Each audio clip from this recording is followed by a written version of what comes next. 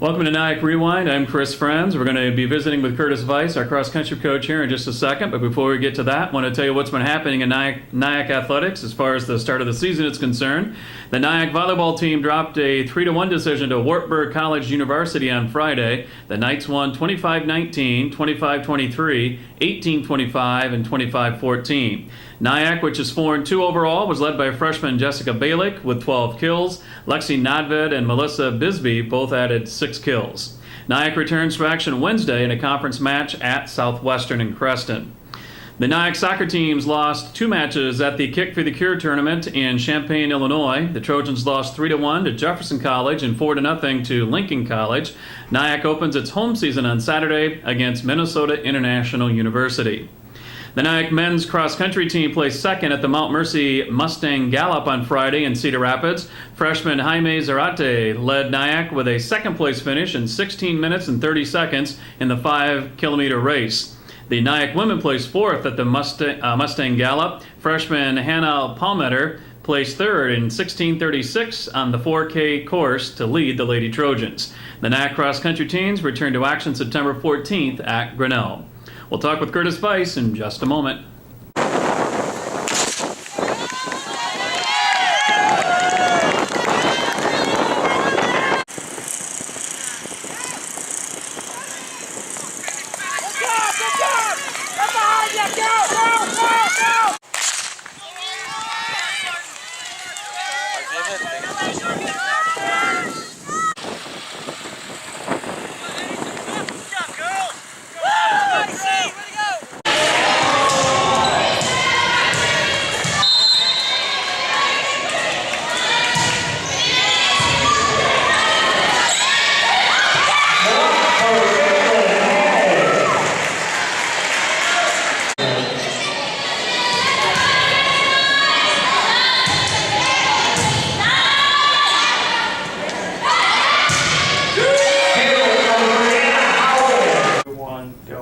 Welcome back to NIACC Rewind. We have Curtis Vais with us now, the cross-country coach for the men and women here at NIACC. And before we get into what's been happening here in the early action, Curtis, let's kind of talk about the season and how it's started and how long you've been here, what you've been doing to get ready for the season. Yeah, we brought the team in the first week of August, and they've been training very hard.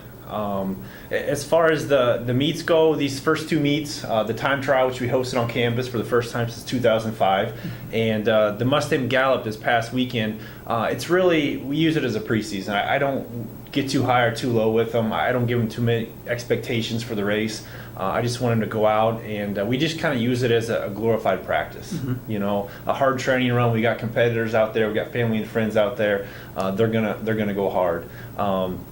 At the beginning this week, we'll start our competition phase of our training, which will kind of bump up a few of our intensities in practice. But it's still a long ways to go. In fact, I was looking at it today. We've got 8 weeks for regionals and another 10 weeks for nationals. So we've got a ways, and we've got to pace ourselves through the training, not to do too much too early, and stay healthy through the entire season, which is key. Well, you had to be very pleased, especially with both of the events, but the time trials here at NIACC, you had to be very pleased with how both the men and women ran. Yes, I was pleased. And like I said, we've got a long ways to go, and we didn't put much into the meet. So I was pleased. Hannah as a freshman and Jaime as a freshman leading both teams. It is their first college meet, and I felt they handled it very well, because you can go out that first mile, and it was hot that day. You can go out that first mile and get a little bit too far over your head, and I felt they ran that first mile really smart. What about some of the sophomores coming back? I know Mason is back again. You got some nice sophomores that are going to show some leadership coming back. Scott Padno, Alex Bloomquist, J.R. Tangi on the women's side, Lindsey Brunson, Emily Sharn. So we do have a good group of sophomores.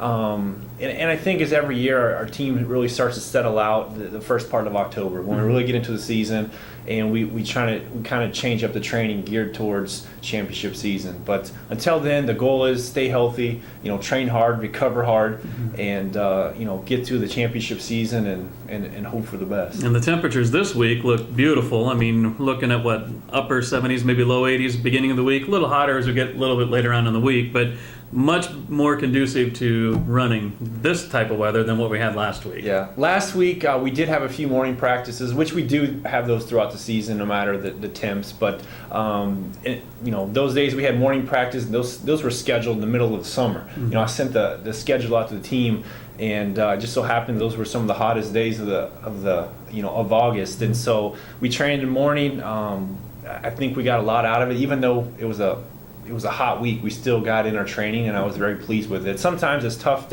any sport, to get out of bed and head out and go through a hard training, but they did very well, and I'm hoping it'll pay off down the road. Now, obviously, like I said, you got 8 weeks between now and regional play. Are there any meets that you look forward to more than any others that are, trying to look at the progress that you've made? Maybe like the Roy Gruak one up in the University of Minnesota. That's probably about midway through the season. Yeah. Is that one that you kind of look at and say, here's where we really got to start going? Yeah, towards the end of September, Roy Gruak is one that we always look at. This first, if you want to call it regular season meet, which I call it, at Grinnell, I really set the paces for the athletes. And especially for the first couple miles, I don't want them to go out too fast. I'd rather have them move in through the race and get faster as the race goes on. But the Roy Gruak meet here at the end of September is the first meet where we just open it up and we really go out and race it. So, and that gives us another month of seeing where we're at and continue to learn about ourselves. And these young runners, we still have a long ways to go, and I think they're finding out more and more about themselves. And with the training, I think it'll help them, with these meets, not going out too fast. I think they'll understand they can go out a little bit more conservative and come in and still run some really good times. Well, it's amazing the difference that you have to run from a college level or high school level to a college level, and that's what they're learning. Yeah, that's what they're learning, and that's why, for the guys, 5K to 8K, it's a completely different race. And so that's why I really want to set our paces and start to work on in practice on those paces so they understand this is what's going to work in a meet. And if I'm running 10, 15 seconds faster that first mile, it may not be a great thing. So I don't know if it's a good thing, but I try to scare them a little bit with the paces so they stay on their pace. And usually we've had good results. Sounds good. Good start to the season. Let's keep it rolling. I know we'll talk to you again before it's all said and done. Great, thank you. You bet. That is Curtis Vais. He's our cross-country coach here at NIACC.